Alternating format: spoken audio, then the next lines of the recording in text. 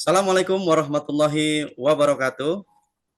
Waalaikumsalam Waalaikumsalam warahmatullahi warahmatullahi wabarakatuh. wabarakatuh. Alhamdulillahirabbil alamin. Wassalatu wassalamu ala rasulillahi nabil mursalin Sayyidina Muhammadin wa ala alihi wa sahbihi ajmain.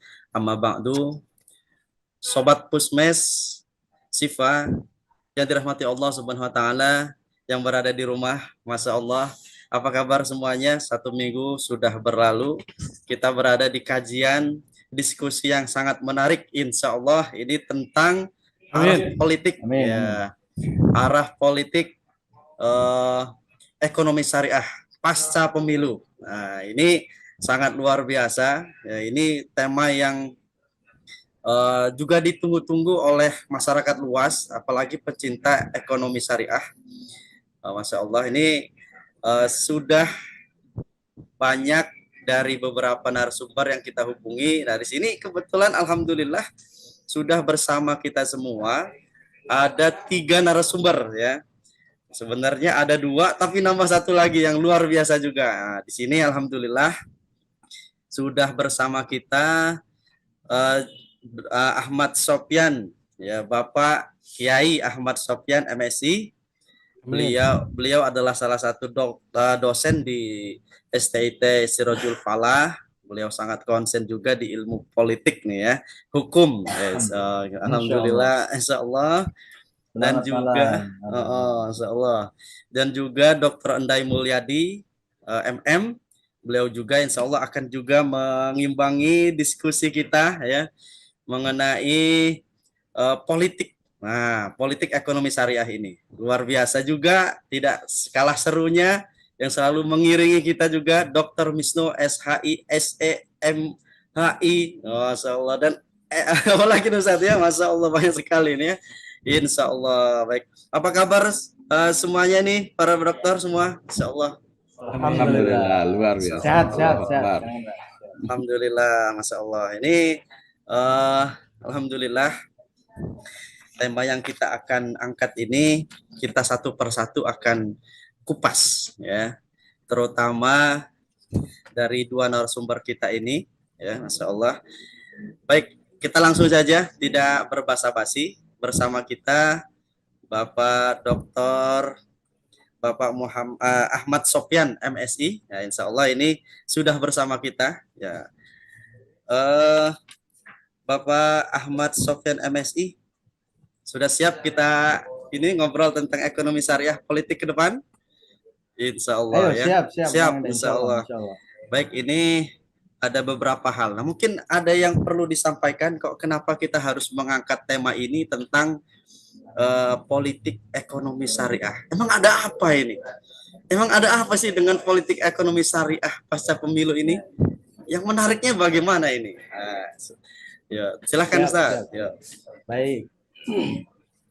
Bismillahirrahmanirrahim. Assalamualaikum warahmatullahi wabarakatuh. Waalaikumsalam warahmatullahi wabarakatuh. Wassalatu wassalamu ala Rasulillah Sayyidina Muhammad bin Abdullah wa ala alihi wa mawala ma ba'du. Sebelumnya saya ucapkan terima kasih kepada Kang Rendra selaku moderator pada kesempatan hari ini. Kemudian yang kedua, patut kiranya saya memohon izin kepada para senior ini. Di antaranya ada Pak Dr. Endai Mulyadi MM. Beliau salah satu tokoh sebagai pemerhati lingkungan juga dan salah satu tokoh Bogor Barat. Nah, kemudian selanjutnya ada Pak Dr. Misno juga. Ini senior saya juga ini. Mudah-mudahan dengan izin dari para senior pada kesempatan malam hari ini kita bisa berjalan dengan lancar. Amin. Amin ya Allah. Oke, Kang Renda, baik, tema diskusi kita pada hari ini adalah mengenai arah politik ekonomi syariah pasca pemilu. Mungkin yang pertama saya tidak akan terlalu dalam mengenai terkait dengan tema ekonomi syariahnya, mungkin hanya sekilas saja mengenai perjalanan proses politik ekonomi syariah dari sebelum kemerdekaan sampai dengan pada saat ini ya, tentunya pada pemerintahan Presiden Joko Widodo dan Wapresnya Pak Kiai Ma'ruf Amin. Yang pertama terkait dengan arah politik ekonomi syariah ini, kita pasti semua sudah bisa mengira ya atau berprasangka lah terkait dengan arah politik, kebijakan politik apa mengenai keberpihakan ekonomi syariah. Nah, mungkin kita semua sudah tidak asing pada tahun ini sedang ramai-ramainya ya, baik di berita, kemudian di medsos mengenai bakal calon presiden dan wakil presiden. Nah, yang saat ini yang kita ketahui bersama adalah baru yang tersedia bakal calon presiden dan wakil presidennya adalah dari koalisi perubahan, yaitu Pak Anies Baswedan dan Cak Mohaimin. Nah, baik para hadirin sekalian, terkait dengan politik ekonomi di sini, pengertian dari politik ekonomi sendiri ini adalah setiap kebijakan yang diambil dan ditetapkan oleh pemerintah untuk mengatur dan memperbaiki kehidupan perekonomian masyarakat. Ini terdapat dalam sebuah kamus ya, dari kamus lengkap ekonomi. Nah, kemudian pengertian dari politik ekonomi sendiri di sini adalah segenap atau keseluruhan tindakan-tindakan yang dilakukan oleh pemerintah yang bertujuan untuk mempengaruhi secara langsung kehidupan ekonomi dengan satu ataupun lain cara. Nah, kemudian dalam buku ini Principle of Economic Policy di sini menyatakan bahwa ada 4 macam ini sasaran politik ekonomi, diantaranya adalah yang pertama itu kemajuan, kemudian yang kedua itu stabilitas, kemudian yang ketiga itu keadilan, ya, tentunya harus ada aspek keadilan bagi seluruh masyarakat Indonesia. Kemudian yang keempat adalah mengenai kebebasan. Nah, dalam hal ini tentunya kebebasan yang proporsional ya, dalam arti ada batasnya.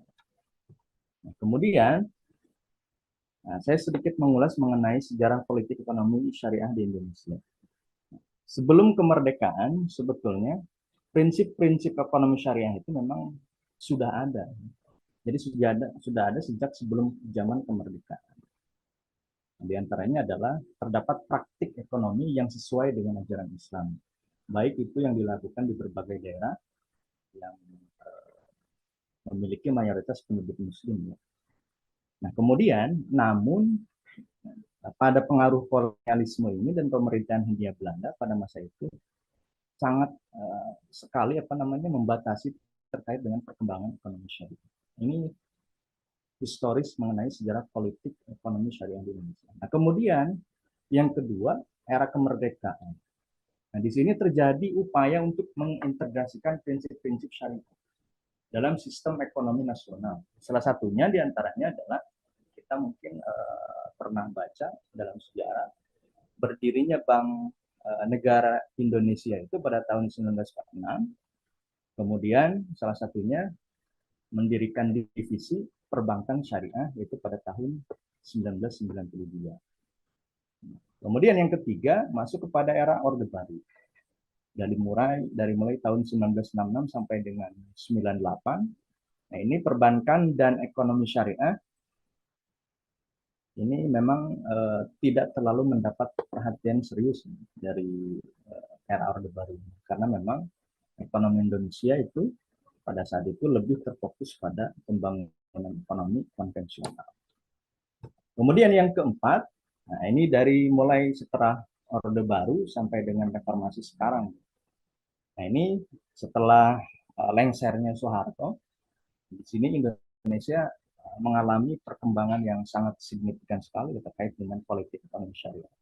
Di sini pemerintah mendukung pembentukan berbagai lembaga keuangan syariah, termasuk diantaranya adalah Bank Syariah Mandiri, kemudian Bank Rakyat Indonesia Syariah, kemudian bank lain. Nah, tepatnya pada tahun 2004 ini diadakan Undang-Undang Nomor 21 tentang Perbankan Syariah. Nah, ini yang mengatur dasar hukum secara operasional terkait dengan perbankan syariah di Indonesia. Kemudian di samping itu juga Indonesia ini juga dalam proses pengembangan pasar modal syariah dalam Bursa Efek Indonesia.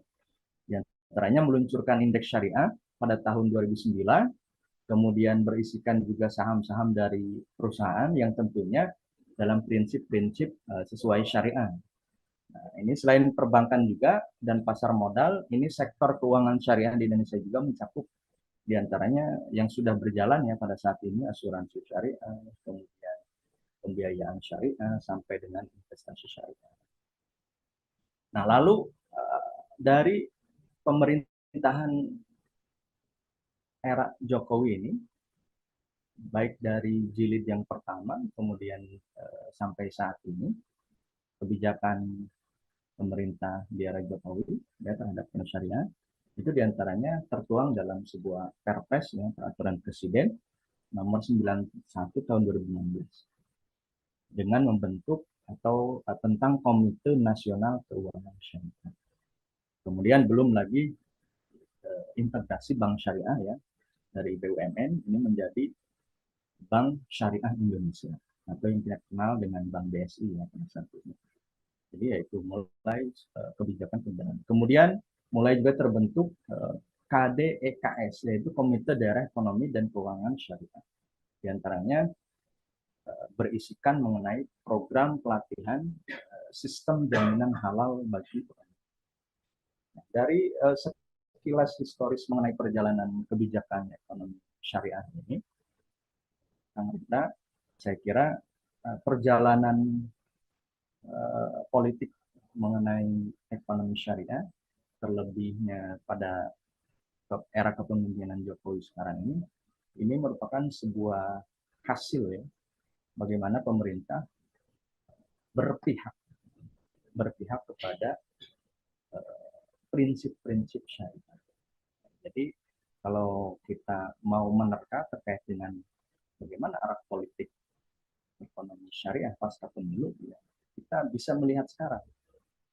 Yang jelas bakal calon presiden itu nanti kita melihat isi terkait gagasan dan programnya, bagaimana tertuangkah prinsip ekonomi syariah menjadi bagian dari program prioritas calon presiden nanti di tahun 2024. Baik. Mungkin itu ya, pengantar. Masya Allah. Baik. Terima kasih. Ini luar biasa dari Bapak Ahmad Sofyan, Masya Allah. Ini memang tidak ada lepasnya politik itu dengan sejarah masa lalu, seperti itu. Maka untuk membaca politik masa depan itu ya memang dari sejarah dulu ya. Tapi tidak lepas juga bahwa peran pemerintah sekarang gitu kan. Walaupun pemerintah yang Jokowi jilid satunya waktu itu masih sama wapresnya Yusuf Kala kalau nggak salah. Ya, masih belum muncul banget ya. Belum muncul sekali ekonomi syariah itu dirangkul ya. Mungkin baru jilid 2 ini karena mungkin wapresnya dari tokoh Islam ya, dan kemudian mengembangkan, memang dia fokusnya ke ekonomi syariah, mungkin dia lebih menyoroti ke situ mungkin ya. Nah, betul. Ada pertanyaan menarik ini Bapak ya. Ini faktor apa ya? Faktor apa yang kemudian yang menjadi daya tarik pemerintah Jokowi jilid 2 ini untuk mengembangkannya, dan juga ada faktor apa nih yang kemudian mungkin menjadi kendala dalam mengembangkan ekonomi syariah dalam masanya ini. Nah, mungkin nanti bisa menjadi acuan pasca pemilu. Demikian saya. Oke. Baik, terima kasih Kang. Nah, ini mengenai faktor apa yang menjadi kendala pemerintah untuk mengembangkan ekonomi syariah di Indonesia ini, yang pertama adalah kita memang memiliki 5 tantangan besar ya dalam pengembangan ekonomi syariah itu. Yang pertama memang rendahnya dukungan keuangan syariah. Jadi rendahnya dukungan keuangan syariah, kemudian mobil khusus mengenai dukungan keuangan syariah pada industri halal. Kemudian yang kedua, belum adanya bank syariah yang memiliki aset. Jadi secara spesifik memang bank syariah yang ada sekarang itu memang dalam ruang lingkup badan usaha milik negara.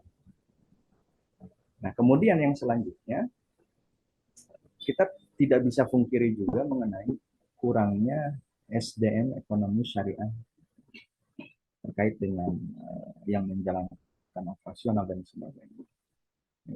Kemudian yang terakhir adalah kapasitas riset ya, dalam pengembangan mengenai ekonomi syariahnya agak sedikit kurang. Nah, ini mengenai beberapa faktor ataupun tantangan dari pemerintahan sekarang yang menjadi PR mungkin nanti ketika pemerintahan yang akan datang.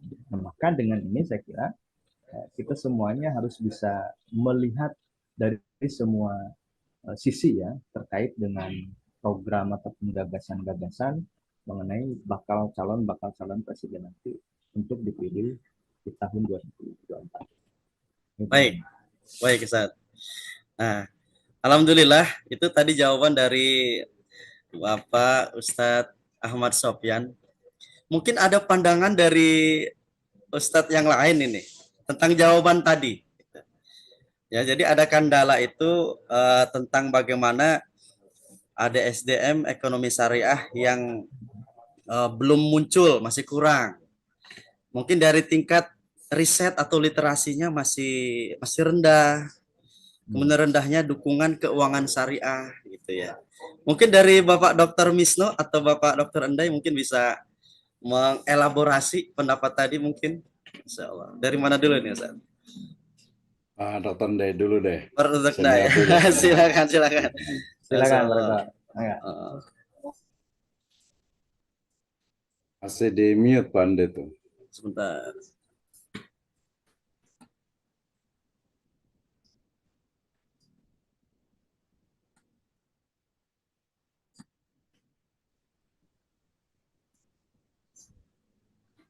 Masuk. Masuk, Ustaz. Ya, silakan. Ya, alhamdulillah. Itu sebenarnya dari Pak Kiai Sofyan itu udah padat gitu loh. Padat banget sekali. Saya ingin satu kata per kata ini. Yang pertama ada arah nih. Arah ya. Arah kan sesuatu yang harus kita tuju. Ada arah yang terang benderang, ada arah yang perlu diterang benderangi. Yang selanjutnya ada kata politik. Politik itu dari bahasa Yunani, namanya polisia, artinya masyarakat. Jadi arah masyarakat nih, sekarang sudah mulai terbentuk katanya, arah masyarakat. Kemudian ada ekonomi. Nah, ekonomi itu satu diantaranya adalah proses pemenuhan kebutuhan. Jadi arah masyarakat untuk memenuhi kebutuhan masyarakat itu. Ada selanjutnya syariah. Syariah itu tidak lepas dari konsep Islam. Jadi ada masyarakat Islam yang harus memenuhi kebutuhan masyarakat Islam. Dilanjutkan dengan pasca pemilu setelah 14 Februari 2024 kali ya, situ. Oke. Nah, kalau arah politik, karena politik itu masyarakat Indonesia yang dalam hal ini adalah yang berpotensinya sebagai masyarakat Muslim, maka kalau kita golongkan politik itu ada tiga arah, Pak. Ada politik ke kiri, ya Zani. Ada politik ke kanan, ada politik yang moderat. Nah, gitu kan? Politik ke kiri adalah mencampurkan kedua arah kiri dan kanan. Itu politik. Nah, kalau kita ambil dalam diagram itu namanya simultan. Jadi ada X dan Y, arahnya adalah simultan. Nah, Indonesia itu kebetulan menganut sistem simultan tadi. Karena politik Indonesia ada politik bebas aktif, bebas luar negeri, bebas aktif ya. Kayak satu.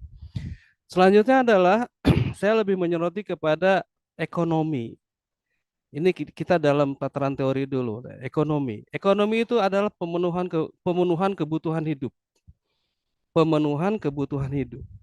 Nah, Adam Smith mengatakan bahwa di pemenuhan kebutuhan itu ada yang disebut dengan invisible hand. Tangan yang tidak terduga, yang bisa mengubah keadaan ekonomi. Jadi tangan yang tidak terduga dalam memenuhi kebutuhan masyarakat itu. Nah, tangan tidak terduga apa? Nah, tangan tidak terduga ini bisa diartikan adalah tangan Tuhan atau tangan yang memiliki kekuatan untuk mengendalikan politik itu, ya seperti itu. Oke, selanjutnya adalah ekonomi itu saya lebih tertarik kepada melihatnya kepada dua dua dua dua jenis lah gitu atau dua nama lah gitu ya. Ada ekonomi mikro dan ada ekonomi makro. Nah, kaitannya dengan ekonomi mikro adalah pemenuhan kebutuhan rumah tangga per entitas produksi atau dalam hal ini perusahaan lah ya, kita bahas perusahaan. Selanjutnya ada ekonomi makro. Ekonomi makro itu adalah agregat dari pemenuhan kebutuhan daripada entitas mikro. Oke. Yang berkepentingan dengan ekonomi mikro adalah para pengusaha, para pelaku bisnis. Jadi yang berkepentingan dengan ekonomi mikro para pelaku bisnis. Nanti di sana akan timbul monopoli, oligopoli, oligarki dan seterusnya. Nah, kemudian yang berkepentingan dengan ekonomi makro adalah pemerintah. Yang berkepentingan dengan ekonomi makro adalah pemerintah. Ya, seperti yang tadi Pak Kiai Sofian tadi, dukungan keuangan. Nah, dukungan keuangan kan dari pemerintah, Pak. Maka pemerintah harus ini apa nih? Your battery is running low. Apa juga nih, Pak? Ini ada Lanjut, Ted. lanjut aja. Oke. Nah, di dalam ekonomi mikro ada satu rumusan yang mesti dipegang, yaitu V sama dengan TR min TC. V itulah keuntungan. Jadi kalau kita bicara bisnis, bicara ekonomi, itu bicara keuntungan, Pak. Nggak lepas itu. V sama dengan TR min TC. TR itu adalah total revenue dikurangi dengan total cost. Jadi bicaranya total revenue dikurangi dengan total cost. Total revenue adalah P kali Q. Jadi produk price kali quantity dikurangi dengan TC. TC itu adalah fixed cost dan variable cost di situ ya. Kalau penerimaan lebih kecil daripada pengeluaran, daripada biaya, maka itu rugi. Kalau penerimaan sama dengan pengeluaran, maka sama dengan break even point. Kalau penerimaan lebih tinggi daripada pengeluaran, maka dia untung. Nah, yang dicari itu arahnya adalah ke arah keuntungan, Pak. Jadi arah politik manapun ketika bicara ekonomi ada bicara keuntungan, bicara fee, ya. Nah, selanjutnya ada di dalam ekonomi makro. Nah, ekonomi makro itu adalah keterkaitannya dengan pemerintah, bahwa Y sama dengan C plus I plus S dalam kurung dikurangi X min M. Artinya apa? Pemerintah itu mesti memikirkan tentang konsumsi masyarakat, tentang investasi dari masyarakat, tentang saving dari masyarakat, tentang ekspor impor dari masyarakat. Nah, seperti itu. Nah, siapapun pemerintahannya pasti dia berpikir tentang konsumsi masyarakat, investasi yang datang dari dalam negeri maupun dari luar negeri. Kemudian dia juga harus memikirkan tentang saving dari masyarakat. Kemudian dia juga harus berpikir tentang ekspor impor. Oke, seperti itu. Oke, nah selanjutnya adalah keterkaitan dengan arah politik. Nah, arah politik yang mana yang berkecenderungan seperti itu, tentunya arah politik yang akan memberikan nilai Y meningkat atau V yang meningkat seperti itu. Itulah keterkaitan pemerintah kepada ekonomi syariah. Nah, pasca pemilu itu juga pasti akan menjadi isu tentang ekonomi syariah itu gitu ya, tentang isu besar apa namanya ekonomi syariah itu menjadi salah satu isu besar. Karena apa? Karena di dalamnya itu ada pasti topangan keuangan yang akan diberikan kepada topangan kepada negara gitu. Oke, karena ini kaitannya perbankan, nah, ekonomi kita pilah lagi menjadi bagian entitas yang di bawahnya adalah perbankan. Nah, di dalam perbankan itu tentunya ada yang disebut dengan kebijakan fiskal dan kebijakan moneter, Pak. Jadi ada kebijakan fiskal dan ada kebijakan moneter. Nah, kebijakan fiskal, kebijakan moneter. Nah, tetapi kebijakan fiskal dan kebijakan moneter itu keseluruhannya adalah diambil dari Y sama dengan C plus I plus S plus X min M gitu, seperti itu. Ya. Masya Jadi Allah. otomatis ini pasti akan menjadikan isu besar. Siapa yang bisa bermain dengan isu politik syariah ini? Nah, ya, itu dapat dipastikan dia akan memenangi pertarungan dalam Pilpres. Bagaimanapun juga, Pak. Bagaimanapun juga nggak bisa tidak. Kalaupun nanti ada indikasi yang menyimpang dari pelaksanaannya, lah ya kita sama-sama untuk menagihnya kan kepada orang yang ngomong tadi gitu, seperti itu. Nah, perjalanan selanjutnya adalah kenapa ekonomi syariah itu tidak begitu eh, di di berkembang gitu, ya, tidak begitu berkembang. Saya berpikir begini, Pak, kalau ekonomi syariah itu di backup oleh pemerintah, dilindungi oleh pemerintah gitu ya, diproteksi oleh pemerintah, saya khawatir juga, Pak. Kenapa? Dulu produk kita tuh diproteksi oleh pemerintah. Kemudian ketika pemerintah tidak mampu memproteksi karena ada WTO, maka industri kita berguguran, Pak. Ya, sama seperti dengan perbankan syariah. Perbankan syariah kalau diproteksi terus ya akan berguguran. Nah, filosofinya seperti ini, Pak. Kalau saya punya burung merpati, kemudian burung merpati itu menetas satu anak burung merpati, kemudian karena saya saking sayangnya terhadap burung merpati itu mau makan saya kasih makan. Burung merpati itu mau terbang ke atas pohon, saya simpan di atas pohon. Ya, lama-lama burung merpati itu tidak bisa terbang, Pak. Itu filosofinya proteksionisme itu. Makanya berapa lama proteksionisme itu harus diberikan kepada perbankan syariah gitu.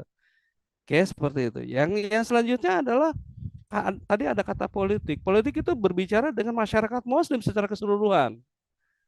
Jadi masyarakat Muslim secara keseluruhan, semua masyarakat Muslim secara keseluruhan. Makanya selanjutnya harus diedukasi masyarakatnya dulu, Pak, baru ekonomi berkembang. Karena kalau masyarakatnya tidak diedukasi tentang ekonomi syariah, maka unsur S di dalam ekonomi makro itu tidak ada. S itu saving, Pak. Yang mau tabungan dari siapa? Kan dari masyarakat.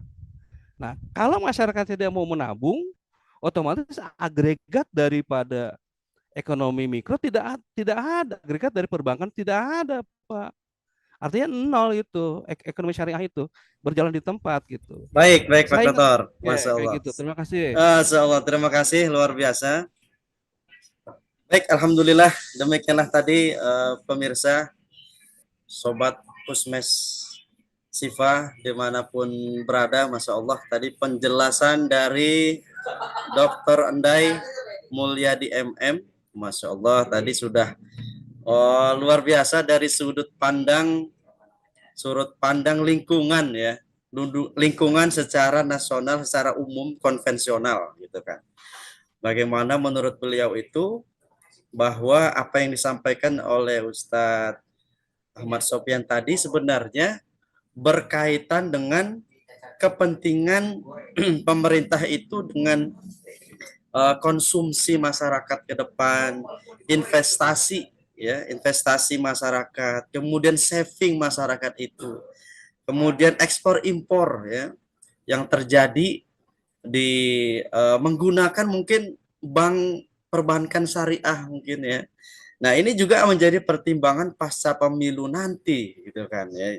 Secara makroekonomi ini bisa signifikan atau tidak. Nah, ini menarik sekali nih ya, terutama dari tadi yang disampaikan oleh Ustadz Ahmad Sofyan tadi, ada tantangan-tantangan ya, tantangan-tantangan terkait tentang ekonomi syariah, baik itu dari segi SDM, dari segi rendahnya riset, bahkan termasuk kurangnya apa namanya, pendanaan ya, pendanaan dari apa namanya, pemerintah ya, keuangan syariah itu sendiri, terutama industri halal ya, industri halal itu. Nah, ini apa namanya, sudah jelas dari dua sisi ya, bagaimana dari sisi ekonomi syariah, kemudian sejarahnya, kemudian politik ekonomi syariah itu yang sekarang terjadi, kemudian muncul Bank Syariah Indonesia yang tadinya kemudian hanya integrasi ya. Nah, ini dijawab dengan sisi-sisi umum ya, konvensional, ada faktor rumus-rumus yang disebutkan tadi Dokter Endai. Nah, ini mungkin perlu tanggapan juga dari Dokter Misno terkait dua hal tadi ya, dari sisi itu. Apakah benar ini? Apakah bagaimana gambaran ekonomi syariah itu ke depan dari dua dua pendapat tadi ya? Apakah masyarakat itu akan percaya ya? Apakah masyarakat itu akan saving ya, akan saving money di apa namanya, perbankan syariah itu semakin besar pasca pemilu itu karena kepercayaannya, atau menggunakan perbankan syariah untuk transaksi baik itu di Indonesia ya, maupun transaksi di luar negeri. Nah, ini bagaimana nih Dokter Misno? Apakah masyarakat Indonesia pasca pemilu nanti masih percaya atau semakin berkembang? Nah, ini mohon dijabarkan sedikit, Dokter. Silakan.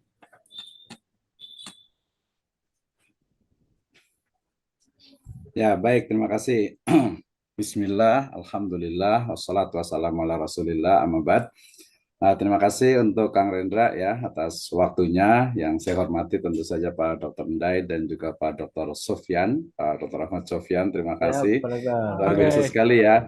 Ini saya harapkan sih ke depan ini menjadi satu topik yang memang bisa dilihat banyak orang gitu. Jadi saya agak sayang nih ketika yang hadir tuh hanya 4 orang. Maksudnya memang karena ini rekaman gitu ya. Jadi ini harusnya itu yang hadir itu adalah seluruh Indonesia. Bahkan mungkin our presiden juga mesti ngelihat nih ya. Lihat bagaimana bicara Pak Sofyan juga gitu ya. Karena ini menyangkut ini ya masa depan bangsa dan juga dari perspektif ekonominya tentu saja. Nah, tadi saya tertarik sebenarnya tadi kalau diskusinya kita sambungkan dengan Pak Ahmad Sofyan dan juga Pak Dr. Endai ya.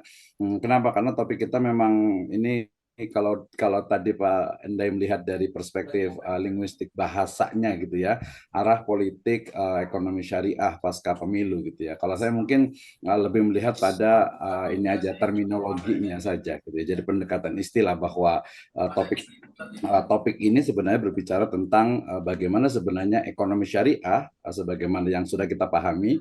Kalau belum paham mungkin bisa lihat di link di bawah ini gitu ya, tentang penjelasan ekonomi syariah gitu ya. Tapi intinya adalah kita berbicara tentang bagaimana sebenarnya nasib ya dari ekonomi syariah pasca pemilu gitu ya. Nah, ketika bicara tentang politik ekonomi syariah tadi sudah disinggung oleh Pak Sofyan juga Pak Andai juga bahwa politik ekonomi itu adalah kebijakan pemerintah ya terkait dengan secara umum adalah kesejahteraan masyarakat gitu ya. Sehingga kemudian pertanyaan besarnya memang yang harus kita jawab pada diskusi kali ini adalah sebenarnya ke arah mana nih kira-kira bagaimana sebenarnya kebijakan pemerintah terkait dengan ekonomi syariah ke depannya. Nah, tadi memang betul ya, kita tidak boleh jangan lupakan sejarah ya, bagaimana sejarah perjalanan panjang dari ekonomi syariah. Kalau perbankan sekarang sudah lebih kurang hampir 30 tahun gitu ya, perjalanannya itu melewati berbagai jalan berliku, menanjak gitu ya, sehingga kemudian sampai hari ini menarik gitu ya. Jadi gini maksud saya Kang Rendra, ketika kita ingin memprediksi melihat arah masa depan gitu ya, bagaimana pasca itu tentu saja kita tidak bisa lepas dari tadi masa lalu itu ya, bagaimana kita mulai ya akhir dari masa Orde Baru yang orang menyebutnya dengan Ijo Royo Royo gitu ya, bagaimana IJMI itu dibentuk, didirikan, kemudian juga akhir dari masa Presiden Soeharto itu yang Ijo Royo Royo itu mendekat kepada Islam gitu ya. Dan ini menjadi menurut saya adalah sebuah awal dari bagaimana kebangkitan ya, yang tentu saja ini didukung ya, didukung kesadaran dan juga kebijakannya. Jadi ada dua, Kang Renda. Jadi kalau untuk ketika kita ingin melihat bagaimana arah politik ekonomi syariah, kita bisa melihat dari faktor sosiologis dan juga faktor politisnya. Ini kita tidak bisa ingkari ya.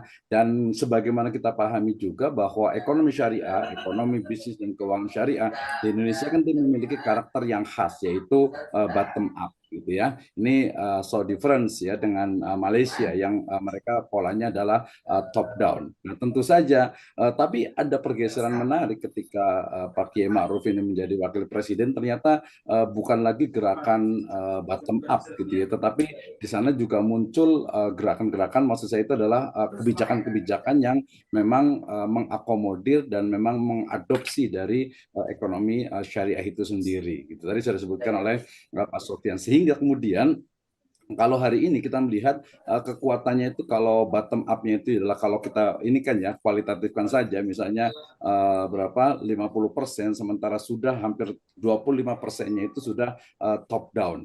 Nah, artinya apa? Sudah ada sebuah kombinasi yang menarik gitu ya. Nah, justru yang akan lebih menarik lagi ketika nanti pemerintahan atau kepemimpinan berubah, apakah akan diganti?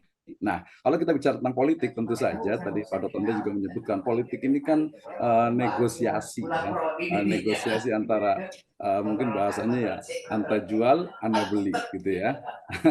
ini kalau itu sepertinya mungkin Pak Sofian lebih paham lah itu, bahwa ternyata ini juga sebuah fakta dan juga menyangkut juga terkait dengan ekonomi syariah. Nah, dari tadi ketika kita bicara tentang akhir dari Orde Baru yang ijo royo-royo, kemudian memunculkan berbagai semangat dari azam dan juga ghiroh, dari semangat pembaharuan Islam atau semangat keislaman masyarakat yang sekarang itu terbukti secara sosial ini sangat mendukung bagi perkembangan ekonomi syariah. Berarti mau tidak mau, ya suka tidak suka, kita akan sampaikan bahwa ekonomi syariah di Indonesia dia muncul dari grassroots, ya, muncul dari memang kesadaran beragama masyarakat yang mengalami peningkatan. Nah, tentu saja, tetapi peningkatan ini kan juga tidak bisa lepas juga bagaimana posisi Islam, kemudian juga posisi syariat dalam konteks negara kesatuan Republik Indonesia. I mean, bukan untuk mengkontroversikan, tapi ingin melihat bagaimana faktanya. Ya, fakta bagaimana istilah syariah saja, kemudian kita kan menggunakan bukan menggunakan Islamic banking, ya, walaupun sekarang Bank Indonesia juga menggunakan IB ya, Islamic banking, tapi faktanya kita menggunakan istilah bank syariah.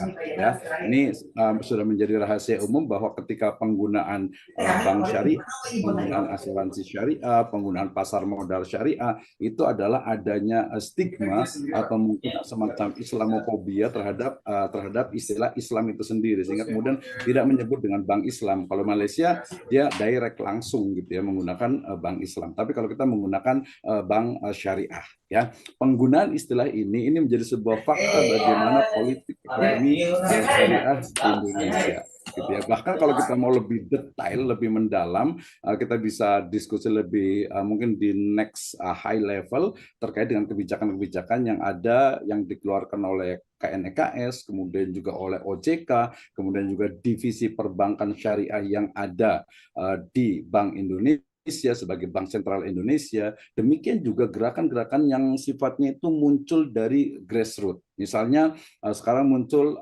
halal lifestyle, termasuk juga halal industri. Ya, kemudian juga muncul bagaimana Islamic tourism. Ya, kemudian muncul juga bagaimana mungkin orang menganggapnya aneh ketika mungkin ada hotel syariah, ada resort syariah, gitu ya. Kemudian juga ada lagi berbagai bentuk yang menggunakan kata-kata syariah. Nah, ini yang perlu memang betul-betul kita sosialisasikan. Ya, ini dari perjuangan grassroots. Nah, ini sangat didukung oleh bagaimana sebenarnya semangat untuk kembali kepada Islam dalam konteks Indonesia, kita lihat cukup banyak dan polanya juga cukup bagus kalau menurut saya. Artinya apa? Pola caranya adalah mengharmonikan, artinya kebangkitan Islam dalam hal ini adalah ekonomi syariah, kemudian mendialogkan, bahkan juga sudah menginsersikan dengan konteks kenegaraan yang memang di sana tidak ada perdebatan, tidak ada perbedaan, tidak ada sesuatu yang memang harus ditabrakkan gitu ya, sehingga ini menemukan momentumnya. Ya, ini menjadi menarik. But Ya, in menarik sekali, tapi Ustaz. di sisi lain ternyata apa ya, pemahaman dari orang-orang yang tidak suka dengan Islam. Kemudian juga mungkin ada juga nih Kang Rendra orang-orang Islam yang mungkin belum paham ya, sehingga seolah-olah masih ada nih Kang Rendra yang menganggap bahwasanya perjuangan ekonomi syariah itu adalah perjuangan untuk misalnya mendirikan negara Islam misalnya gitu ya. Ini dari kalangan fundamentalis. Oh, bukan, sama sekali bukan.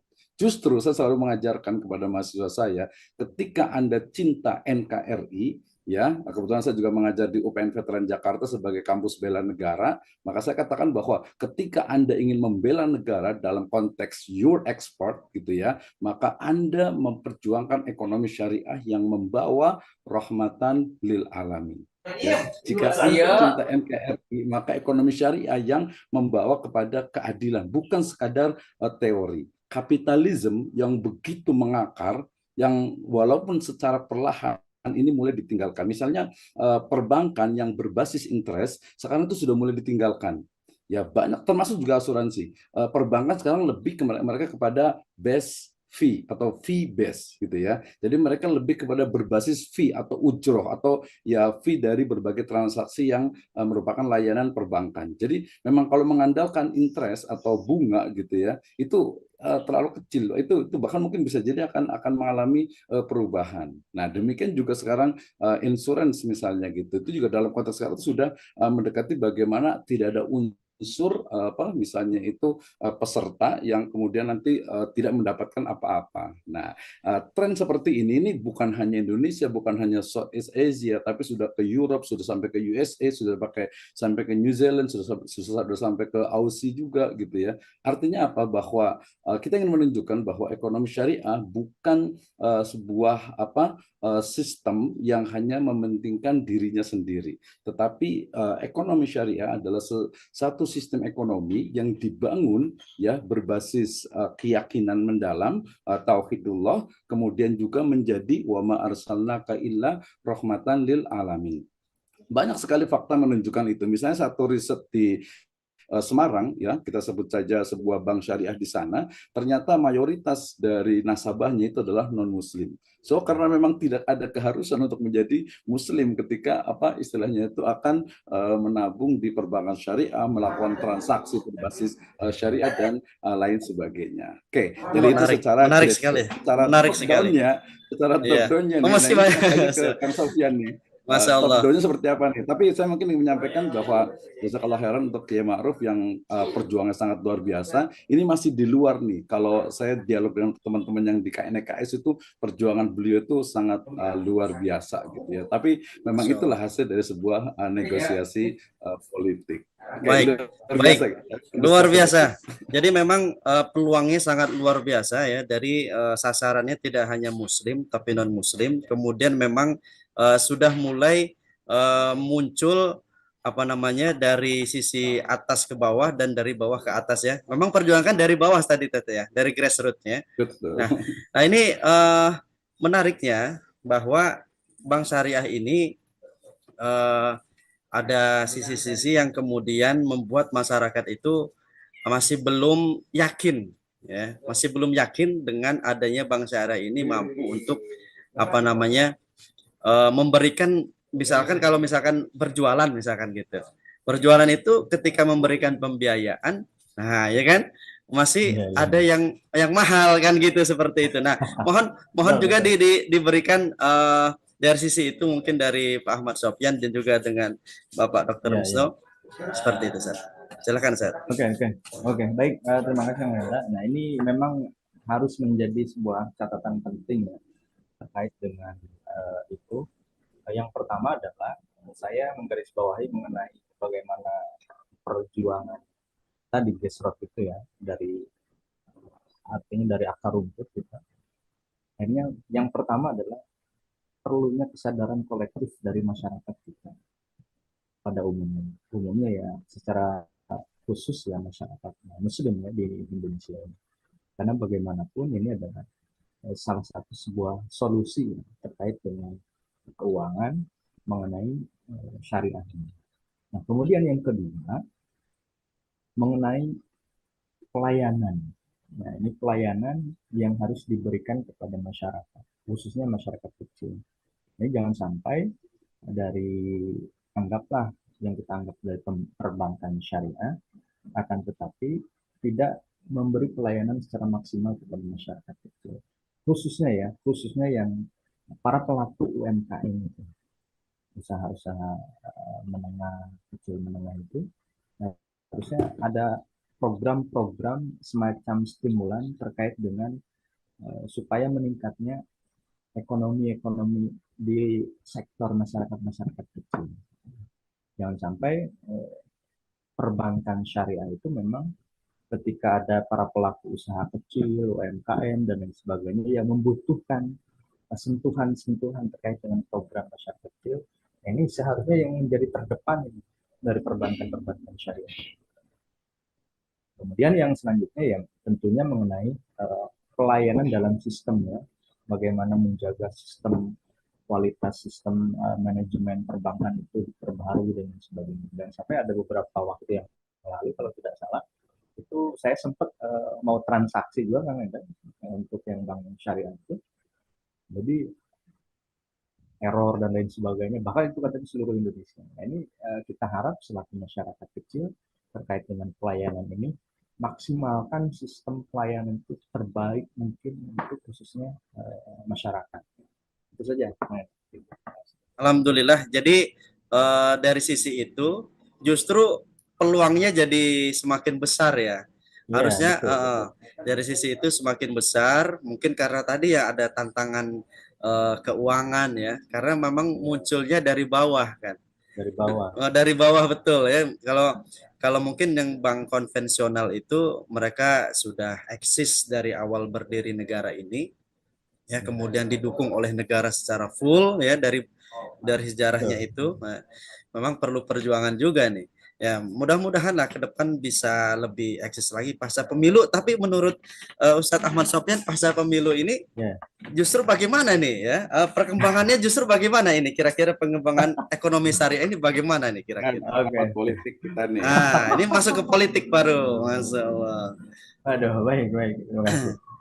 Mengenai pasca pemilu, saya yakin kita semuanya selaku masyarakat setidaknya bisa melihat ya terkait dengan program dan gagasan dari beberapa calon presiden ya, untuk nanti tarung di tahun politik di tahun 2021.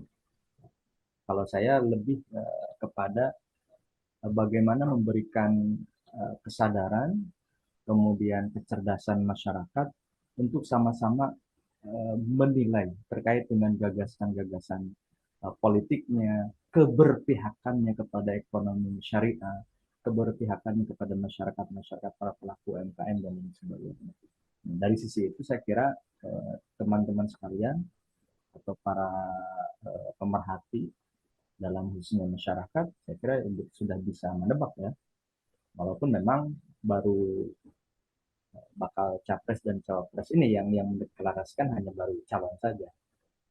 Nah, yang jelas kalau bagi saya akan melihat ketika semuanya bakal calon presiden dan calon wakil presiden bersama-sama mendaftar di KPU. Nah, baru itu kita setidaknya sudah bisa memberikan pertimbangan-pertimbangan terkait dengan program keberpihakan kepada masyarakat, program keberpihakan kepada ekonomi syariah. Itu mungkin. Baik, alhamdulillah, subhanallah. Ini memang perkembangannya intinya adalah ketika ekonomi syariah itu memang berpihak kepada rakyat, maka akan seiring juga munculnya dukungan dari pemerintah ya, seperti itu. Sebagaimana yang sudah dilakukan saat ini ya. Siapapun capresnya, siapapun presidennya, walau siapapun wapresnya, pasti ekonomi syariah ini menurut Ustadz pasti ada keberpihakan ke arah situ ya maksudnya. Betul, betul. Betul, Masya Allah. Nah, bagaimana dengan Dokter Endai ini? Ini menurut menurut Ustadz Ahmad Sofyan, ini keberpihakannya akan akan apa namanya lebih lebih bertumbuh lagi nih pasca pemilu. Nah, ini bagaimana nih, Dokter Endai sebagai pengamat lingkungan, gitu ya? Ekonomi syariah ini apakah benar nanti menurut Dokter Endai ini keberpihakannya akan lebih lagi ya karena masyarakat menurut Dokter Misno tadi semakin hari semakin sadar gitu, semakin sadar dan ada kepahaman kebutuhan. Nah, apalagi kalau didukung oleh pemerintah juga. Ini bagaimana dari sisi lingkungan ini sejauh mana nih perkembangannya nanti? Ya, terima kasih. Harapannya tentu harapan dari Pak Kiai Sofyan mudah-mudahan itu dapat dicapai lah, ada keberpihakan gitu ya. Siapapun nanti presidennya, wakil presidennya, dan siapapun itu wakil kita yang ada di legislatif tentunya kan harus paham juga tentang ilmu syariah kan. Undang-undang itu kan tidak bisa dibuat sendiri oleh pemerintah, Pak, oleh legislatif juga. Tadi saya katakan hijau-hijau hijau royo-royo itu dulunya adalah BMT, Pak. Betul Mal Watamil. Dengan modal 5 juta 10 orang itu berkumpul membentuk kelas satu BMT yang bernuansa syariah gede. Jadilah BMI Bank Muamalat Indonesia gitu kan dengan Pak Bustanul sebagai direktur utamanya dulu tuh Pak Bustanul. Terus berkembang, jadilah banyak orang yang mau mengadopsi sistem syariah gitu.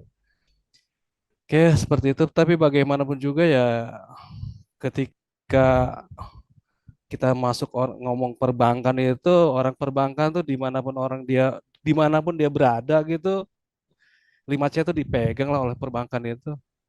Yang pertama tentang karakter nasabah. Yang dua tentang kolateral nasabah. Yang ketiga dengan kapabilitas nasabah. Yang keempat dengan kooperatif nasabah. Gitu kan? Yang kelimanya dengan coalition nasabah gitu. Jadi nasabah kalau punya uang ya diberi pinjaman. Nasabah tidak punya uang ya tidak diberi pinjaman, Pak. Itu adalah hukum atau ilmu ilmu perbankan. Bagaimana perbankan bisa memberikan pinjaman kepada masyarakat nasabah gitu. Ya 5C dipegang oleh mereka. Kecuali 5C-nya dihilangkan teorinya gitu kan. Nah, satu. Yang keduanya adalah kecuali ada penjamin. Penjaminnya siapa? Ya pemerintah. Ya kalau tidak dijamin oleh pemerintah sulitlah kita apa UMKM pinjam ke perbankan. Karena tadi kan kok kolateral. Kolateral itu adalah kemampuan dari sisi administrasi, akuntansinya bagaimana, keuangannya gimana, pembukaannya gimana, ya kan? Apa namanya dari sisi hukum pendirian usahanya gimana, badan hukumnya gimana, NPWP-nya gimana, gitu kan? Itu kan agak sulit itu untuk dipenuhi oleh UMKM, mesti ada penjamin. Siapa lembaga penjamin? Itu adalah pemerintah. Ada satu pemerintah, nah itu keberpihakan nanti gitu Pak. Ada satu divisi atau satu kementerian ataupun ikut dalam satu dirjen gitu, salah satu itu yang menjamin tentang yang menjamin tentang apa namanya permodalan syariah memberikan pinjamannya kepada UMKM gitu. Itu ada dijamin. Nah, itu keberpihakan nyata, Pak. Tidak semacam aturan. Coba sekarang tanya. Aturan perbankan kita ada kredit usaha rakyat. Bunganya sangat kecil. Ya, tapi kan yang sudah memenuhi syarat dan pemerintah memberikan pinjaman ke KUR itu kepada usaha yang sudah berjalan, bukan usaha yang baru. Kan gitu, Pak.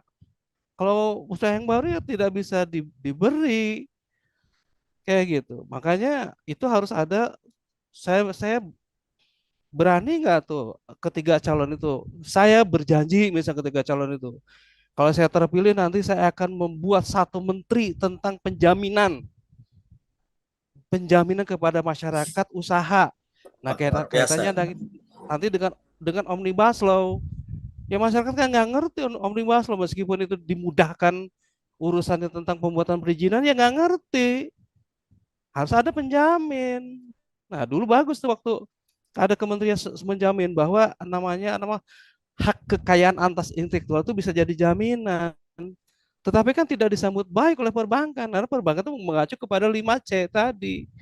Karakter peminjam tuh gimana, pernah nunggak atau tidak. Untuk menghapus nama baik di BI itu, BI checking itu lama, Pak. Nggak mudah itu, BI checking itu. Nggak setahun 2 tahun, 5 tahun, 10 tahun itu. Lama. Jadi artinya apa? Kalau orang sudah termasuk catatan di BI checking, itu sudah mati orang itu secara ekonomi, Pak. Pemerintah mau nggak menghidupkan orang mati itu, gitu. Dibuatlah penjamin. Kan gitu. Sekarang kan perbankan itu kan ada otoritas tersendiri, tidak di bawah Menteri Keuangan, tidak di bawah yang lain-lain, tapi dia kan punya punya ruh tersendiri gitu. Dan 5C itu harus dipahami oleh para pelaku perbankan syariah. Kalau Anda mau syariah, maka 5C itu mesti ada dilenturkan. Dilenturkan 5C itu gitu kan. Belajarlah tentang manajemen keuangan coba. Nah, masyarakat kita kan nggak bisa mengerti itu 5C itu apa gitu. Iya, betul sekali, Mas. Nah, 5C itu adalah alat untuk mencekik Anda gitu loh. Supaya Anda tidak bisa bergerak kalau napas Anda tidak ada yang menjamin untuk bisa hidup. Itu 5C, Pak. Betul, betul.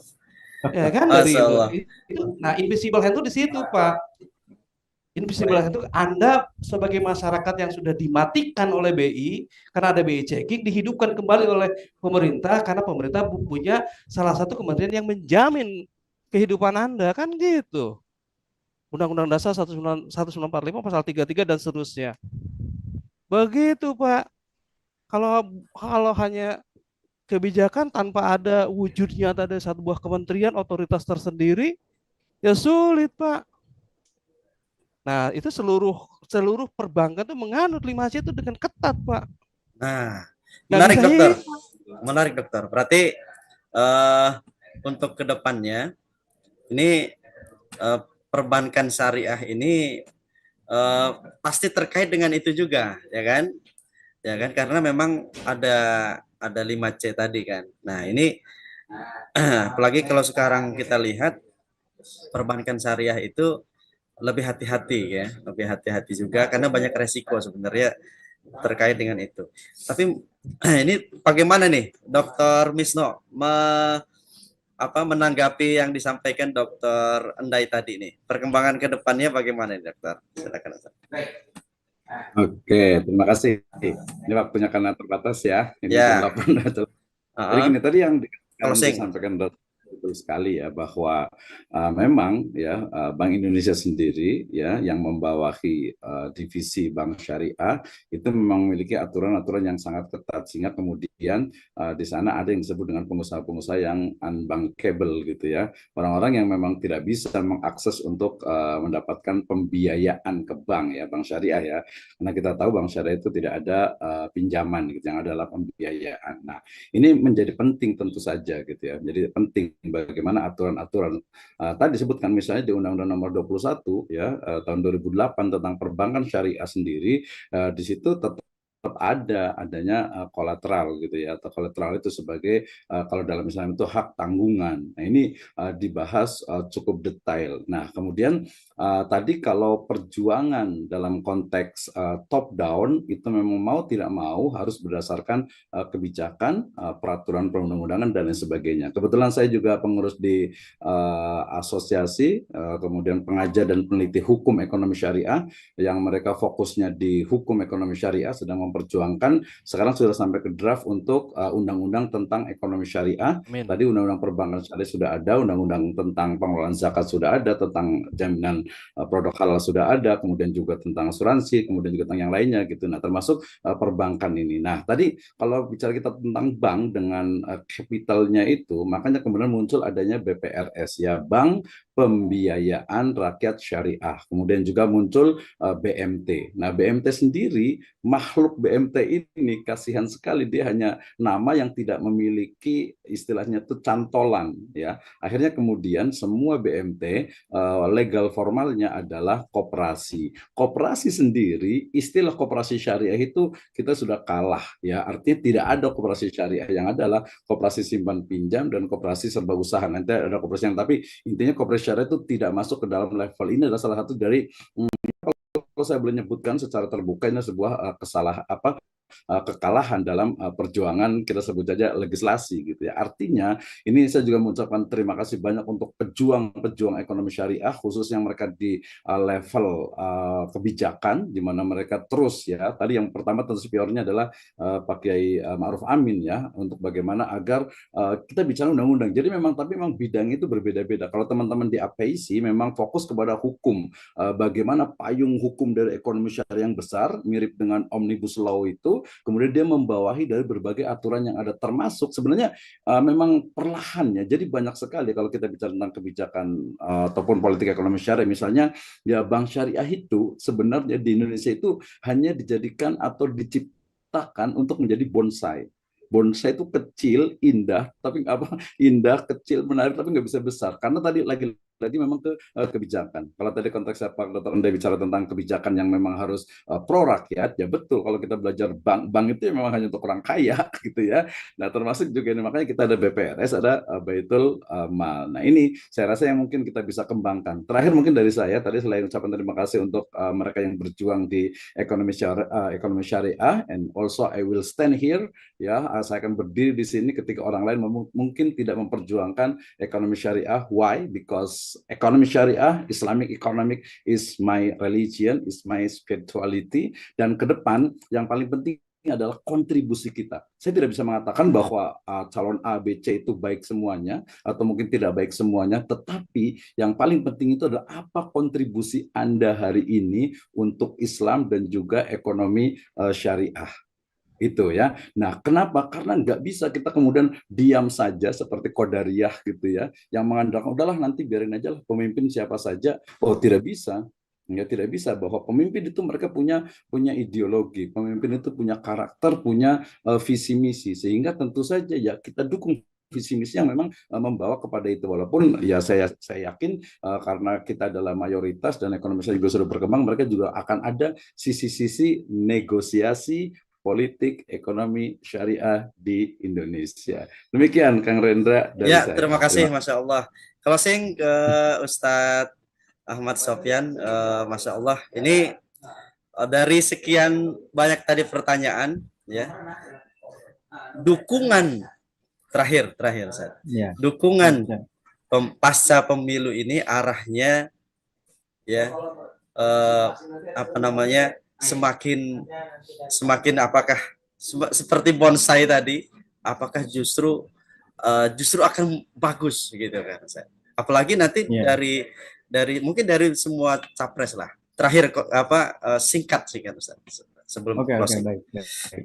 Baik, terima kasih. Ya, mengenai, mungkin saya hanya sedikit menambahi terkait dengan tadi program-program dan kebijakan. Yang jelas adalah menurut hemat saya sendiri, kita selaku masyarakat Indonesia, selaku khususnya yang Muslim, saya kira kita patut sadar betul, munculkannya kesadaran kolektif untuk sama-sama kita membangkitkan, berjuang bersama-sama untuk apa namanya,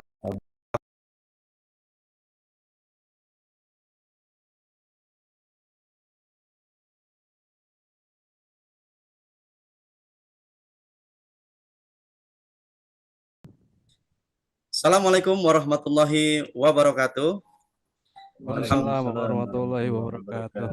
Alhamdulillahirabbil alamin, wassalatu wassalamu.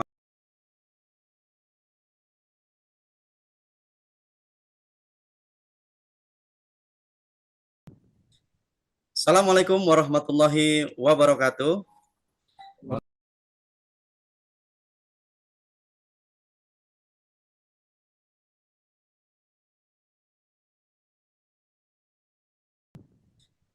Assalamualaikum warahmatullahi wabarakatuh.